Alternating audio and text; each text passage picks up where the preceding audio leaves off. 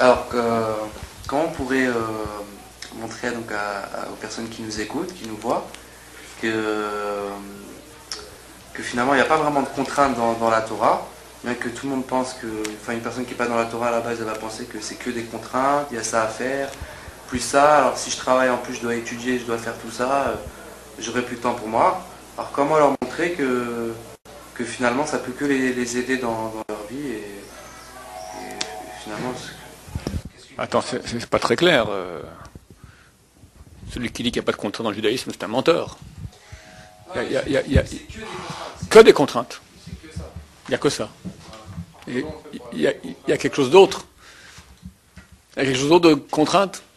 613 contraintes dans les gros titres, plus 10 millions dans les sous-titres. Comment dormir? Non, comment dormir? Il y a un côté avant minuit, un côté après minuit. Pas à plat ventre, pas à plat dos. Pas ronfler pour pas déranger son prochain. Pas mettre proche du lit ses chaussures ou des parties qui sont des parties du bas du corps. Après, mettre une équipe à même quand on dort. Après, dès qu'on se lève, modéani. Par faire 3 pas sans se laver les mains. Laver les mains, après quel ordre, comment s'habiller. D'abord la droite, après comment se savonner, comment se doucher. Je veux dire, tout est contrainte. Tout est contrainte. Faut pas raconter des bobards. La Torah, elle est contrainte. Alors, quelqu'un pourrait dire, si c'est comme ça, j'ai plus de temps, moi je veux vivre, On ne me laisse plus vivre. N'est-ce pas? Je veux bien ne pas tuer, je veux bien ne pas voler, je veux bien... d'accord, mais il ne faut pas pousser la meule dans les orties. D'accord? Bonne question, messieurs. Qu'est-ce que vous répondez à ça? Qu'est-ce que répond Schneor? Tu sais pas. Ronnie, qu'est-ce que tu réponds à ça? Non, mais vous êtes une bande de fadas, venir ici, vous... Pas chaud aussi, on aurait bien changé de position. Bon, alors, très bonne réponse de Alexis, il dit maintenant, manque de peau. Manque de peau. Si j'étais né à Tahiti, la religion tahitienne me dit, peut-être quelques contraintes par-ci par-là, même pas, fait du surf, les vaïnés, les hamacs, les palmiers, les noix de coco. Belle religion. Et qu'est-ce que je m'enquiquiner? Alors non seulement je m'enquiquine, et en plus je me ramasse une chose sur la tête, des guerres depuis 4000 ans, on n'est jamais tranquille, on est haï. Franchement, manque de peau. Hein? C'est bien fait avoir. C'est pas ce qu'on recherche dans la vie. Ah, qu'est-ce qu'on recherche?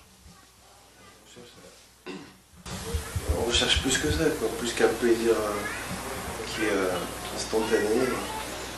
Qui, à la fin, ça va nous gonfler D'abord, toute la journée. la majorité de la civilisation ne se lasse pas de profiter des bonheurs de ce monde. Il ne faut pas nous raconter des histoires. Ça, c'est d'abord.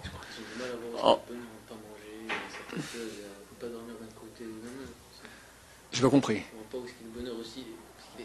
En plus, tu me dis bonheur, je veux bien. Admettons qu'il y a autre chose que le surf. Ok, je vais aller maintenant, je vais créer une association d'entraide humanitaire, Médecins sans frontières, Chesed sans frontières, aider la veuve et l'orphelin. Voilà, je suis un bon garçon. Pourquoi tu vas maintenant me dire comment je dois dormir, comment me savonner, ça va, restons calme. C'est à quoi tu réponds? La Torah, c'est un mode de vie, quoi. Donc pour chaque chose dans la vie, même aller aux toilettes, les trucs les plus primaires, quoi. Comment manger. J'ai une cousine non religieuse qui m'a dit la Torah, c'est comment se gratter l'oreille. Hein? Tu as un mode de vie. Va droit, va pas tordu. Mode de vie, comment dormir à gauche et à droite. Pourquoi c'est tordu, là? Comment savonner? Il faut savonner d'abord la droite, après la gauche. Ça va, restons calmes. La normalité. Et savonne-toi bien, c'est ça peut-être le plus important. La Et t'as de religieux qui ne sont pas bons en plus. Alors, hein? La normalité, elle est en fonction de qui? Celui qui fixe qu'est-ce qui est normal de ce qui est anormal. Je suis d'accord avec Si toi. le référentiel c'est la Torah, alors à ce moment-là, ce serait normal. Ok, alors moi j'ai le choix en deux référentiels. J'ai le choix en référentiel de ce qui m'a l'air normal, je me savonne pour être propre. Et un autre référentiel qui me dit, écoute, c'est vrai qu'il faut être propre, mais il faut d'abord se savonner droite après gauche. C'est un exemple, hein, mais mets des petites boîtes le matin, mets des fils au bout des habits, sonne de la corne de bélier Rosh Hashanah, jeûne un peu pour le Yom Kippour, mais seulement Yom Kippour, parce que, enfin, faut pas manger Yom Kippour, donc c'est pas une question seulement de ligne, d'accord, c'est Yom Kippour qu'il faut jeûner, allume une petite bougie à Hanouka, 40 000 Shabbat, jour de repos, faut marcher à pied, les galères. Il y a des explications, ça, je pense. Ah ouais? On les connaît pas toutes. Moi, je dis toujours, celui qui me donne une explication intelligente, une mitzvah, une explication intelligente, je lui donne 10 000 euros. Là, sur Internet. Celui qui me donne une mitzvah, mais une mitzvah juive, ça veut dire, tu as beaucoup de mitzvot qui sont universelles. Ne pas voler, ne pas tuer, pas faire mal à son prochain, tout le monde est d'accord là-dessus. Mais lorsque, parle-moi d'une mitzvah spécifiquement juive, tzitzit, Shabbat, donne-moi maintenant un truc intelligent de Shabbat. Mais Shabbat, pourquoi on s'arrête? On s'arrête de quoi? On s'arrête de travailler. Mais excusez-moi, mais c'est faux. C'est faux. Le week-end, le dimanche, je m'arrête de travailler. Et je vais avec ma famille, sympathiquement, au bord de la mer, faire des grillades. Shabbat, non. Ouais, le week-end, le dimanche. Cloisonné à la maison, et je vais à la synagogue, Shabbat. Déjà, c'est une corvée. Hein. Route s'arrête, à l'étranger, c'est 3 heures de prière. Maintenant, non seulement ça, alors moi je prends la bagnole, non mon cher, à pied, sous la pluie, jour de repos, du coup l'électricité qui a sauté, allez, on mange dans le noir, jour de repos. Rarement. Non mais tu me dis jour de repos, ok, mais repos avec l'électricité, je veux dire, il y a des trucs confortables, arrêtons de vivre dans la grotte. Mais on est confortable le Shabbat. On n'a pas des petits détails comme ça de Shabbat. Le Shabbat, c'est Mais je vais l'amour en Dieu, je crois en Dieu, mais pourquoi faire des bêtises, des bêtises je suis en train de dire maintenant, trouve-moi une mitzvah intelligente. Croire en Dieu, c'est universel. Tu as des croyants et non-croyants, mais tu as des milliards, tu as plus de croyants que de non-croyants. Donc on est croyants aussi. Mais me dire maintenant des bêtises énormes, comme quoi, montre-moi une chose intelligente, 10 000 euros, je suis sympa. Une. Tu dis Shabbat, c'est faux. Shabbat, dis-moi, repose-toi, c'est un jour de... C'est un jour où on fait le bilan de toute la semaine. Ou juste On fait pas de bilan, défenseur des bilans Shabbat. On fait pas de bilan Shabbat. Il faudra couper les 10 000 euros parce qu'il y a plein de livres maintenant qui expliquent des mitzvot. Il n'y a aucune qui sait partout d'axiomes du genre de la Torah, alors quand tu fais ça, ça agit comme ci, comme ça. On va rationnel, je parle rationnellement. Il n'y a aucune. Il y a un truc, Ali disait, là où sont placés les pilim, on a montré les points, vous avez montré pour et tout, ça correspond à des points d'acupuncture. Mais c'est des bêtises, arrête. Alors pourquoi alors que je fais la conjoncture à la place des tefilines. Ah d'accord. Pourquoi des boîtes noires?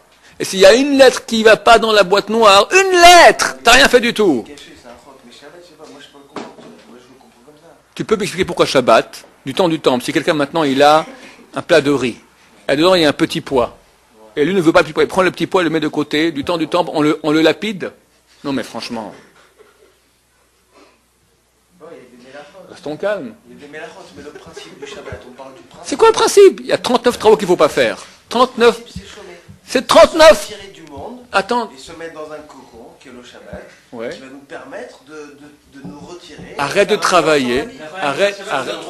Ok, je veux bien faire je veux bien maintenant arrêter d'être dans la vie active. Je fais un petit bilan. Mais pourquoi maintenant on doit me lapider? Parce que j'avais un morceau de petit pois dans mon riz.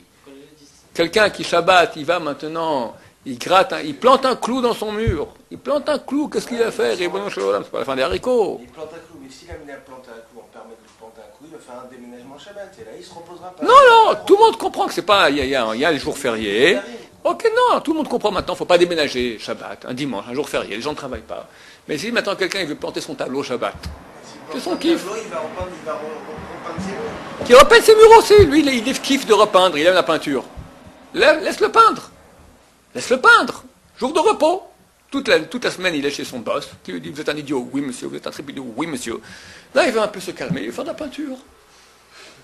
Qu'est-ce qu'il y a de mal? C'est ça, en faisant la peinture, il fait une activité. Qu'il fasse une Il activité. saute pas en faisant une activité. Mais où est l'intelligence d'arrêt? Attends, moi je comprends que tu travailles, il faut maintenant te dépayser un peu, voir. Alors lui, il fait le bilan maintenant de sa vie. Dans la peinture, ça le relaxe, il prend sa voiture, il va dans la campagne, le paysage, et il commence comme ça, et voilà. c'est pas le mode de vie d'un juif, ça de faire. Le Shabbat, c'est fait pour son. Je suis d'accord que ce n'est pas le mode de vie d'un. Mais la question maintenant, lui me dit, c'est intelligent, il y a un mode de vie dans la Torah, il y a un mode de vie. Moi je te dis, un mode de vie, mais il doit être intelligent. Je veux bien un mode de vie, mais intelligent. C'est intelligent tous les Shabbats. Je dis qu'il n'y a pas une loi intelligente. Le Shabbat, dis-moi qu'il faut que tu aies un mode de vie, un jour sur 7, week-end, jour férié. Tu fais ce qui te plaît. Ça, c'est bien. Samedi, le samedi, tu fais ce qui te plaît. C'est quoi le Oneg? Mange bien aussi. Je veux bien. Se vêtir bien. Mais quelqu'un qui n'a pas fait Oneg, quelqu'un qui a Auschwitz maintenant, il doit faire Shabbat. Il doit faire Shabbat. Il y a Oneg, Shabbat, il y a un plaisir de Shabbat. Il n'y a aucun plaisir à Auschwitz. Mais à Auschwitz aussi, il faisait attention de ne pas transgresser Shabbat. Il faisait attention. Des grands religieux ont fait attention. Le Rav Albert Shlam, il n'a jamais fait Chilou Shabbat. Il a fait Dachau, il a fait Auschwitz, il a fait Gilou Varsovie, jamais Chilou Shabbat. Subota. Voilà. Voilà. En 20 ans, alors, tu me parles maintenant de Oneg Shabbat. C'est pas ça Shabbat. Shabbat, c'est pas transgresser un des 39 travaux. Alors moi, je demande, quelle est la logique de ne pas transgresser un des 39 travaux? Je n'ai pas le droit Shabbat maintenant de porter à l'extérieur. J'ai pas le... Il n'y a pas de Oneg. En semaine. Il n'y a pas. Un exemple où il est le Oneg. Mais je te montre maintenant c'est quoi l'essentiel de Shabbat. Tu me dis Oneg Shabbat. Le Shabbat, c'est du plaisir. Non, c'est tout à fait accessoire. Preuve en est qu'à Auschwitz, les gens faisaient Shabbat sans Oneg. C'est accessoire. Shabbat égale quoi? Égale ne pas transgresser un des 39 travaux. Et c'est complètement absurde. Il n'y a aucun mode de vie intelligent là-dedans, excuse-moi. C'est pas parce que maintenant Shabbat, j'enlevais un petit poids. C'est ce que je dis. C'est tous des chukim. C'est tous des chukim. Toutes les mitzvot qui sont spécifiquement... Donne-moi une. Tu as 10 000 euros. Honorer son père et sa mère. Très bien. D'abord, c'est plus ou moins universel. Mais si tu vas maintenant dans les Gdarim, dans les Gdarim, ça veut dire dans les... C'est universel. C'est universel. Respecter son père et sa mère, tout le monde comprend que c'est intelligent. C'est mes parents. Mais parce que les gens ont des mauvaises méthodes. Tu parles à quelqu'un de... Non, tu demandes à quelqu'un de moral, quelqu'un de éclairé. Tu as un père et mère qui pendant 20 ans ont bossé pour toi. Ils t'ont mis au monde, ils ont souffert. Est-ce que c'est logique, c'est une reconnaissance du bien qu'ils t'ont fait? Oui, c'est logique. La morale aujourd'hui, elle change. Elle varie en Tout le monde... Non, tout le monde... Avant, on ne pouvait pas tuer des personnes, maintenant on peut tuer... Non, mais tout le monde reconnaît qu'il faut, au niveau de la morale, c'est une morale qui est juste d'être reconnaissant à ses parents. On parlait des greffes la dernière fois. Ouais. On parlait de greffe, de prendre l'organe de quelqu'un pour faire vivre un autre. D'accord. On avait dit que c'est tuer quelqu'un. Si on le fait pas... On dit que si on prend l'organe avant que le type soit mort, tu l'as tué. Ouais. Exactement. Alors dans ce sens-là, on peut dire comme moralement, c'est un acte héroïque de faire une greffe, d'enlever le cœur d'un quelqu'un qui est mourant, qui est en état complètement végétatif, le mettre à quelqu'un d'autre pour qu'il puisse vivre. C'est un acte héroïque. Ben, la Torah nous dit que non, c'est le faire mourir. La Torah ne bouge pas. Et c'est intelligent? C'est intelligent? Non? Oui. Je peux dire que c'est idiot? Oui, c'est une valeur qui ne bouge pas. Oui, mais le type, dans exactement 40 secondes, il est mort. Il n'y a aucun doute là-dessus. Maintenant, s'il est mort et tu ne prends pas son corps, quelqu'un d'autre va mourir. Alors, sois intelligent, 40 secondes, c'est pas si grave. On le prend son... L'année prochaine, ça fera 1 minute. 1 minute? Ça fera 2 ans. Ok, alors là maintenant tu... Après, les gens condamnés ou les gens qui... Non, alors, okay, alors on a des critères, on aura un comité de médecins, de morale de la médecine, d'éthique médecine qui va dire il faut attendre. Quand on est très certain que le type va mourir dans les 5 minutes qui suivent, là on lui prend son cœur. On a autorisé l'avortement des... Quand les femmes elles font des... Et pourquoi pas? Elles vont Et pourquoi pas? Et pourquoi pas? Mais pourquoi? Parce qu'il a le droit de vivre. Hein? Il a le droit de vivre. Mais moi aussi. Attends, moi je suis libre de ma personne. Moi je suis la mère. Je veux pas cet enfant. C'est un enfant non voulu. C'est un accident. Libre de sa personne, pas de son enfant. Mais qui t'a dit que l'enfant maintenant il est une personne en soi-même? Avant. Qui t'a dit ça? Mais un embryon c'est rien. C'est un morceau de rien. Qui t'a dit que c'est quelqu'un? Qui t'a dit ça? Ça peut se concevoir. Oui, moi je suis pas d'accord avec. Comment va le bébé? On dit pas comment va la mère. On dit qu'il y a un bébé. On fait une correction. On voit le bébé. On voit pas. On assimile. Comment va votre foie? La même chose. Votre foie il va bien. Il va partir. Moi je pense que tant que le bébé il est pas né, il est rien. Il est parti de la mère. C'est tout. Vraiment, on a un cordon ombilical. Oui, mais je suis en train de te dire maintenant que ça fait partie des lois de la Torah qui sont pas prouvables. C'est pas des choses qui sont rationnelles. Parce que je peux dire il y a une autre raison. Comme dire, tant que l'enfant n'est pas né, qu'il ne fait pas coucou, il n'est pas né dehors en train de pleurer, c'est une partie de la mère et la mère peut en faire ce qu'elle veut. Pourquoi pas? Pourquoi pas, mais en réalité c'est un saut. Arrêtez par la Torah. Attends, tu comprends pas. Moi, je suis en train maintenant de dire.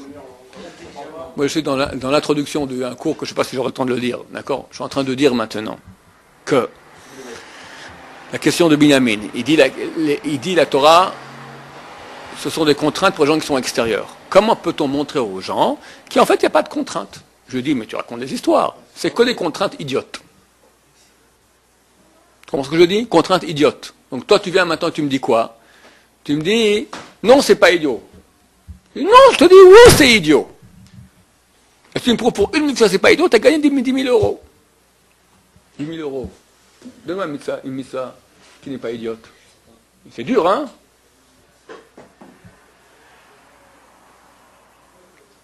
Alors, réponse.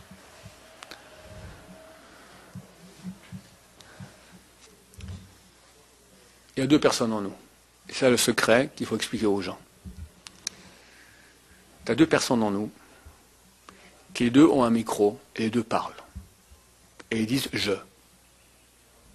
Alors quand quelqu'un dit « je », qui parle? Il faut définir lequel des deux. Tu en as un que j'assimile toujours au cheval. Un que j'assimile au cavalier. Par exemple, un exemple très très quotidien, le matin. Le matin, il faut se lever. Tu vois qu'il y a deux personnes qui parlent en toi. Un qui dit il faut se lever, l'autre qui dit pas maintenant. Alors, est-ce que tu es schizophrène? Réponse oui. Nous sommes tous schizophrènes, nous avons en nous deux entités. Prenons un exemple plus français. Quelqu'un, sa voisine lui fait des avances. Cas classique français. Sa secrétaire. Encore plus classique. Le boss fait des avances à la secrétaire, qui est mariée. Alors, une partie dit oui, une partie dit non. Non, ça se fait pas. Mon mari, c'est pas moral, c'est pas... Puis il y en a qui dit, écoute, tout le monde fait ça. Puis ton mari, lui aussi, sûrement, il doit faire ça. Et puis après tout, le directeur, il est sympa. Et puis, je suis avec lui tous les jours. En plus, pourquoi pas? Il y a deux personnes. Qui est la personne qui dit non? C'est la personne qui dit non. Hitler a essayé de l'éliminer du monde. Hitler a dit, nous sommes des êtres naturels, on fonctionne d'après la nature. La nature, c'est le cheval. Le plus fort, il gagne. Tu fais ce que tu as envie. Les faibles disparaissent. Pardon? Je n'ai pas compris. Hitler, il veut éliminer la Neshama. Am Israël dit il y a une Neshama. C'est quoi une Neshama? Et les Goïms aussi, ils ont une Neshama. Différente. Mais c'est une partie qui dit ça ne se fait pas. Une partie en nous, par exemple, on peut faire très bien la nuance entre la Neshama et le cheval. La Neshama, j'appelle le cavalier, dans mon exemple. Le cheval, c'est le corps. Quelqu'un vit. Puis, vers l'âge de 18 ans, il se pose tout à coup ce qu'ils appellent des questions existentielles. Pourquoi je vis? Quel est le sens de cette vie? Est-ce que nous sommes venus pour terre que pour manger, boire, me marier, avoir une petite famille, des enfants, mourir? À quoi ça sert? Pourquoi on est là? Pourquoi on se marie? Pourquoi on fait des enfants? Il y a beaucoup qui ne se posent jamais la question. Il reste un cheval. Il hennit. Il galope. Il fait des courses de chevaux. Courses de voitures, courses de business, concurrence. Il fréquente des juments. Il fait des concours hippiques, des shows de mode. Des concours de au trot. D'accord? Et il est tout content, le cheval. Dieu vient lui dit, t'es pas un cheval.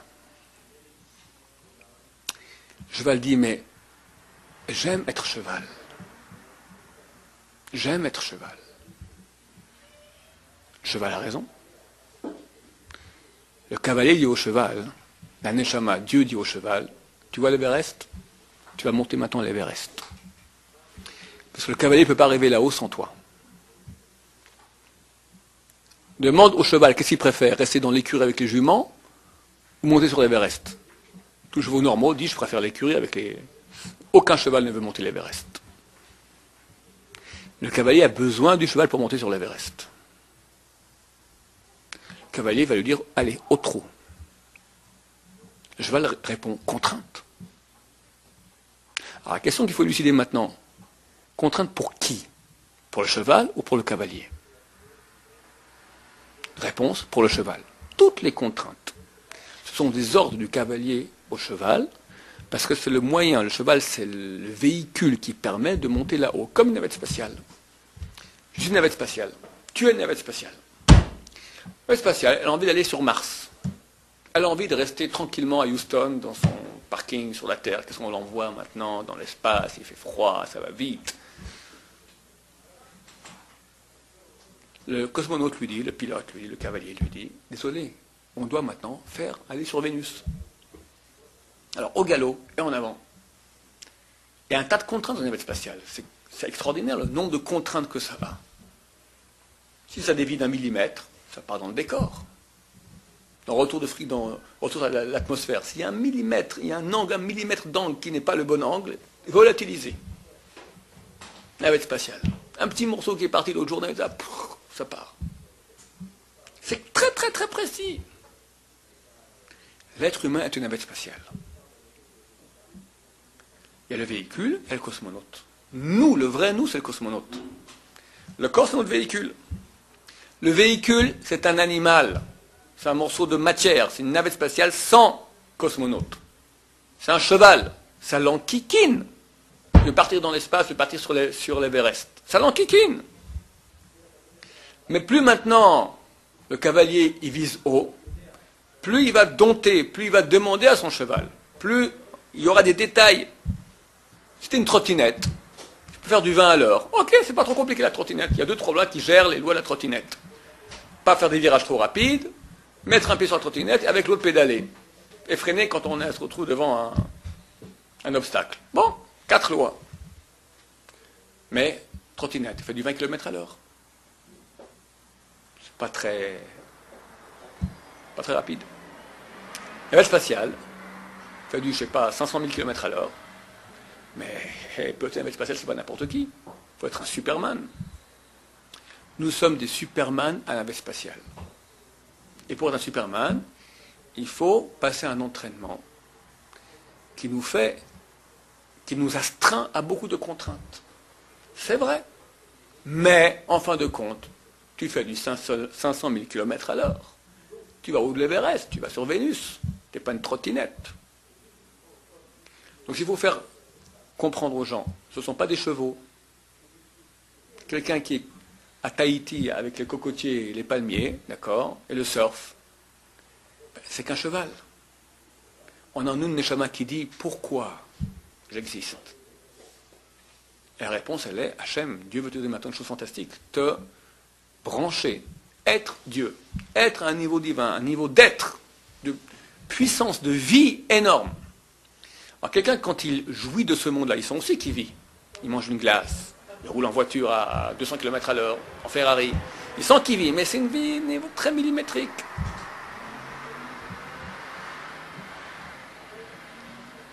Il faut expliquer à la personne, à part ton corps, tu as une âme. Et l'âme, elle fonctionne d'après d'autres critères, qui sont toujours des critères irrationnels par rapport au corps. Il n'y a aucune logique au corps maintenant. Quel côté je m'endors, quel côté je me lève, quel côté je me douche en premier. Ou Shabbat 39 travaux. Pour le corps, c'est crétin.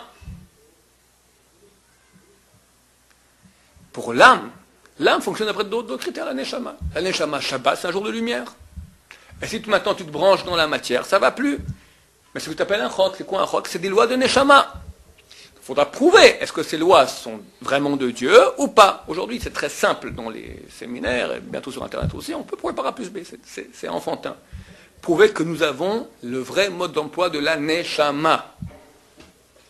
Mais si quelqu'un vient avec un critère, ça m'enquiquine, il a raison au niveau du cheval. Un cheval n'aime pas monter au de l'Everest. Rien à faire. Il faut lui répondre, il y a le cheval qui parle. Attention, qui parle en toi maintenant? Et ça, la scission que les gens ne font pas. La majorité du temps, c'est le cheval qui parle. J'ai pas envie, ça me fatigue, c'est dur. Qui parle comme ça? C'est pas Superman. La Neshama est Superman. Superman me dit Dieu, Dieu, waouh, un sens à ma vie, la vérité, amener le bien dans le monde. Être. Ça l'excite la Neshama. Le corps, non, ça l'enquiquine.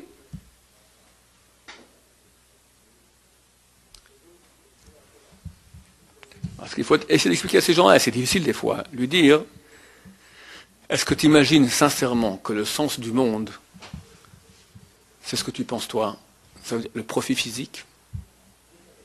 Je vais parler une fois dans un cours, je dis comme ça, imaginez quelqu'un qui met au point une machine. Une machine la plus sophistiquée du monde. Elle a un système de régulation interne. Elle fait sa vidange automatiquement. Quand il y a un outil dans la machine, une pièce qui se casse, elle remplace automatiquement. Il y a des tuyaux qui sortent, qui viennent, qui nourrissent de l'air, qui sont tac, tout. Une machine qui peut exister des milliers d'années, autonome. La machine la plus performante du monde. Tu es prêt à acheter? Tu as de l'argent, tu as des milliards. Elle vaut 10 milliards de dollars. Toi, tu as des centaines de milliards. Est-ce que tu es prêt à acheter cette machine? Qu'est-ce que tu me dis? Ouais. Quelqu'un, ta femme te demande, Binyamin, pourquoi? Qu'est-ce que tu lui réponds? Bah regarde, c'est une machine fantastique, fantastique. C'est une machine qui fonctionne, faut rien faire. On a appuyé une fois sur le bouton et ça fonctionne pour l'éternité. C'est quoi l'utilité de la machine? Demande, Yosef, la question que ta femme doit poser, Binyamin, mais à quoi ça sert? 10 milliards pour une machine, c'est vrai cette machine, mais à quoi elle sert?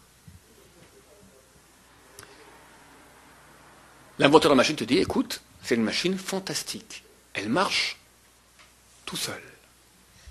On a mis une équipe de scientifiques pendant des dizaines d'années pour mettre au point cette machine. C'est une machine extraordinaire. T'achètes? Te dit ta femme, Binyamin, arrête de faire le crétin. À quoi ça sert? À quoi ça sert? J'ai pas dit ça. J'ai pas dit ça. J'ai pas dit ça. C'est une machine qui est là, qui sait se conserver tout seul. Elle se nourrit tout seul, elle se nettoie tout seul, elle fait tout seul comme il faut pour l'éternité. Elle se remplace sans cesse. C'est une machine autonome. Elle n'a aucune fonction. Mais regarde. Mais et alors? Je te dis, et alors? Elle n'a pas de fonction, et alors? Et alors, ça sert à rien. Mais c'est fantastique, regarde, elle marche. Tu sais comment elle marche? Elle a un système maintenant qui ressent. Lorsqu'une pièce tout à coup va pas très bien, alors ça envoie au cerveau, il y a le cerveau de la machine qui envoie au cerveau comme ça, j'ai besoin d'être remplacé. J'ai besoin, par exemple, elle manque d'eau. Elle envoie au cerveau de la machine, j'ai besoin d'eau. Et la machine, elle, le cerveau, envoie maintenant, tu as une réserve d'eau qui envoie de l'eau justement à la pièce qui a besoin d'eau. C'est fantastique, imagine le truc intelligent, des morceaux de fer comme ça qui s'envoient des messages avec un cerveau qui envoie de l'eau quand il faut exactement régulariser comme il faut. C'est génial comme machine. Les déchets, tac, ça prend de l'air. Ça peut même aller dans le parc, des fois, hop, ça commence à te manger un peu d'herbe, et après ça te fait de côté, ça te sort des déchets.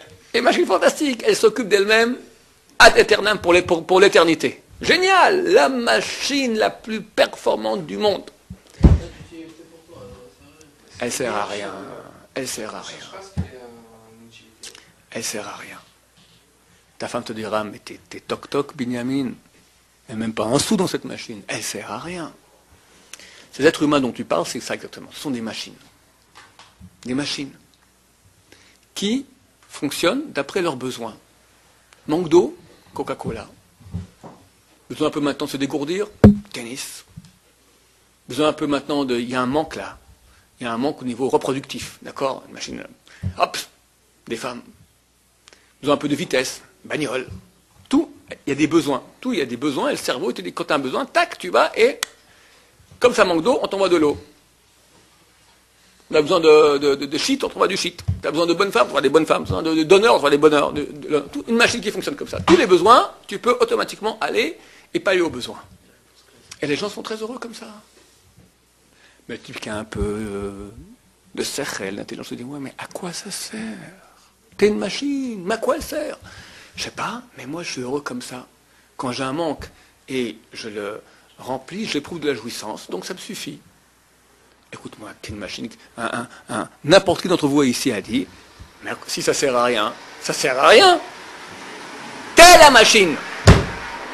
Je te dis, mais si tu sers à rien, alors tu sers à rien. Oui, mais regarde, je suis vachement performant, mais tu sers à rien. Quelle chose tu fais? Quelle chose tu fais?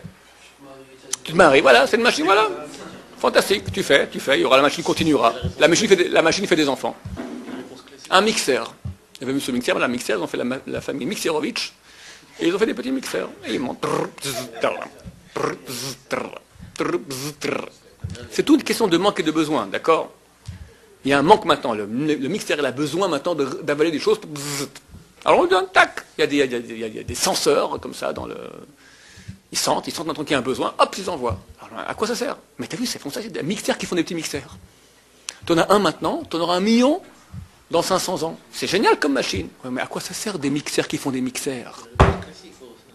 Hein? Une réponse classique pour ça. La personne va dire, mais moi, je fais du bien. Je suis gentil envers les autres. Et spirituellement, je me sens accompli. Et je me sens bien aussi physiquement parce que j'ai donné de l'argent à un pauvre qui est dans la rue. Attends.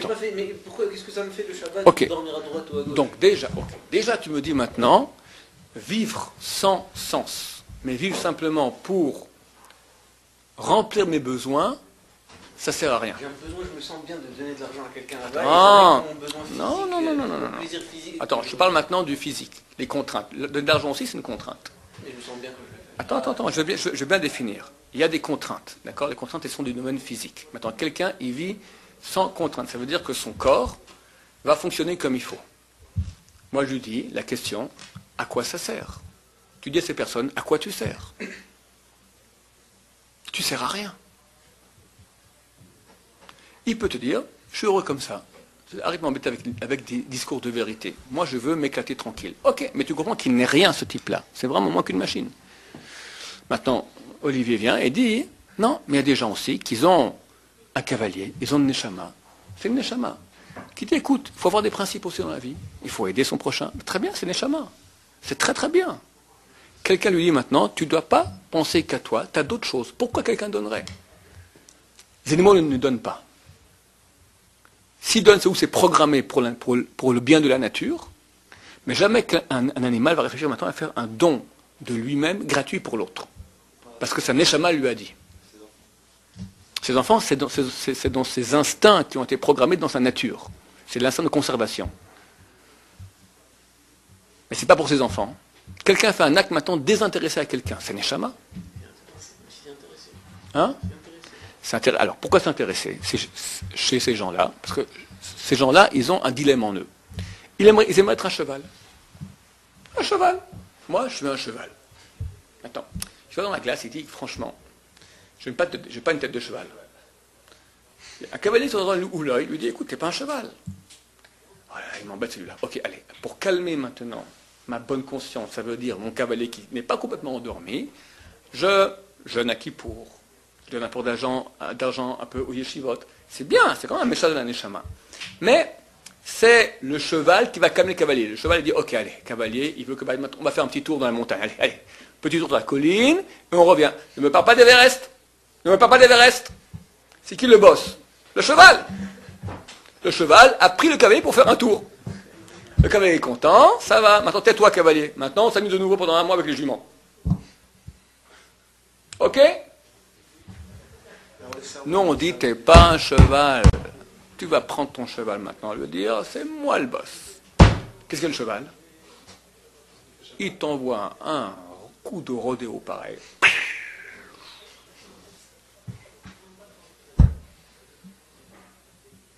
Etc. Ta femme te dit, mais t'es complètement dingue, quoi? Commencez maintenant à faire Shabbat? T'es complètement fou. Ou tes parents, ou les gens autour. Qu'est-ce que t'as? T'allais avec tout le monde, comme bien en main, tout le monde sur l'Everest. Ou bien, etc. personnel à toi. Le cheval ne te laisse pas. Il dit, non, je suis désolé. Pendant 20 ans, c'est moi le boss, on continue. Va dire un cheval maintenant, c'est moi le boss au cavalier. Parce que tu étais endormi, il faut comprendre que nous, jusqu'à l'âge de 13 ans, le cavalier, il dort. Complètement. S'il a de la chance, s'il a été éduqué comme il faut, vraiment, c'est pas facile. À 13 ans, il ouvre un œil, Neshama. À 15 ans, il ouvre les 2 yeux. À 18 ans, il se met à parler. Il dit, j'existe. À 20 ans, il prend son cheval. Il y a une progression. Mais si quelqu'un, du jour au lendemain, tout coup, il se réveille, le cheval, il n'est pas d'accord. On a un Yetzerara. Quelqu'un qui était habitué toute sa vie à se lever à midi. Amène la yeshiva ici. Tous les matins, 7 heures levé. Il tient combien de temps? Au bout de 3 semaines, il pète un câble. Mais tout de suite. Impossible. Le cheval a ses habitudes. Alors lentement. Lentement. Mais le but est transformer qu'à la place que ce soit le cheval qui soit le boss et le cavalier endormi, ce soit le cavalier qui soit le boss du cheval. Et qui se sert du cheval pour arriver à son... Exactement. Et le cheval, quand on va lui dire maintenant, t'es pas un cheval, t'es un cavalier, il va dire, qu'est-ce qu'il répond le cheval? Pour moi, ce sont des contraintes. Tu comprends, Binyamin? Le cheval, il dit, pour moi, ce sont des contraintes. Qu'est-ce qu'on lui répond? T'as raison, cheval, ce sont des contraintes. Je le dis exactement au début. Ce sont des contraintes. Faut être clair avec le cheval, ce sont des contraintes. Mais c'est le cavalier qui te les dit. Au nom d'Akadosh Baruch Hu, c'est la vérité. C'est comme ça que tu as un sens, que tu vas te réaliser. Sans sens, il n'y a rien. Il n'y a rien de rien. Aujourd'hui, la cellule familiale qui pète, les enfants qui partent dans les choux, les débauches, drogue, déprime, tout ce que tu veux, délinquance. Si maintenant tu as un troupeau de chevaux sauvages qui font ce qu'ils veulent, alors au début ils s'amusent bien, puis à la fin ils se bouffent. C'est la réalité d'aujourd'hui. Mais il faut qu'on ait une société de cavaliers. Tu as vu les cavaliers qui vont comme ça de la reine d'Angleterre? Tac, tac, tac, c'est très beau, tu as des photos. Voilà. Les cavaliers du roi du monde. Tous les chevaux se vont au pas. Fantastique. À quoi ça sert, tu me diras? Ça sert parce que lorsque tu vas utiliser le cheval pour être un cavalier, alors tu deviens, comment dire cela? C'est plus profond, on a déjà parlé une fois de cela. Quel est mon but? Mon but, lorsque je vais vraiment faire la volonté d'Akadosh Baruch Hu, je deviens la main d'Akadosh Baruch Hu, je deviens le bras d'Akadosh Baruch Hu, je deviens une partie d'Akadosh Baruch Hu. Et c'est ça la chose la plus kiffante qu'il puisse y avoir. Quelqu'un, quand il va droit, quelqu'un, quand il a le sens de sa vie, quand il est en union avec Dieu, il kiffe énormément. Shabbat, c'est un des moments extraordinaires, où quelqu'un qui est en Kedusha peut sentir un kiff du Shabbat. Pas dans la nourriture, pas dans la synagogue, dans l'ambiance qu'il y a. Ça rayonne. On va expliquer ça à quelqu'un qui ne sait pas. Il ne comprend pas de quoi tu parles. Mais quand ils essayent des fois, moi j'ai des gens qui m'ont appelé, qui ont commencé à Shabbat, je dis essaye, artificiellement. Ils m'ont appelé après 2-3 Shabbats en chialant. Ça marche. On sent quelque chose. On sent un kiff que de ma vie. Pas tout le monde arrive à ce degré. Il faut déjà un bon bagage intérieur, mais ça marche. Prier. Pas réciter ce qu'il y a dans le Sidour à battre les pages. C'est de la catrinerie. Il faut le faire aussi, d'accord, c'est mieux que rien. Mais prier, être en état de communion avec Dieu, tu lui parles, tu sens que tu lui parles. C'est pas kiffant. Ceux qui ont connu ça, c'est kiffant. Mais pour ça, il faut être un cavalier. Un cheval ne parle pas à Dieu. Un cheval ne parle pas à Dieu. Un homme parle à Dieu. Alors, est-ce que tu es un homme ou tu es un animal? That's the question. To be or not to be. Ça veut dire, ou être ou ne pas être. Si tu es cheval, tu n'es pas. Si tu es cavalier, si tu es homme, tu es. Voilà, il faut dire à ces gens qui plaignent des contraintes, c'est vrai, pour le cheval, c'est une contrainte, mais tu n'es pas un cheval. Si tu es un cheval, tu n'es pas. Tu n'es pas. Je crois que j'étais un peu clair. Baruch Adonai, l'homme